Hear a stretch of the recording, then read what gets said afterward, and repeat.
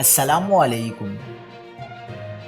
کراچی میں کم عمر لڑکے نے ماں بیٹے کا بے دردی سے قتل کیوں کیا؟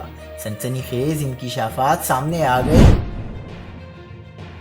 تازہ ترین ویڈیوز کے لیے چینل کو سبسکرائب کر کے بیل آئیکن اور آل نوٹیفیکیشن پر کلک کریں۔ آپ کو بتاتے چلیں کہ قائد آباد گوشت گلی میں گزشتہ ماہ بیوہ خاتون اور ان کے 2 سالہ بیٹے کا قتل پیسے کے لیے کیا گیا۔ تفتیشی پولیس کے مطابق قتل میں ملوث ملزم عبدالحفیظ کو گرفتار کر لیا گیا ہے، تاہم اس کا ساتھی رافع فرار ہو گیا۔ ملزم عبدالحفیظ کو مقتولہ کے موبائل فون کی مدد سے گرفتار کیا گیا ہے۔ تفتیشی پولیس نے انکشاف کیا کہ فرار ملزم رافع کم عمر اور مقتولہ کے شوہر کے دوست کا بیٹا ہے۔ ملزم رافع مقتولہ کے گھر میں پیسے دیکھ کر لالچ میں آ گیا تھا۔ وہ بہانے سے گھر پر آیا اور پھر ساتھی عبدالحفیظ کو بھی بلا لیا۔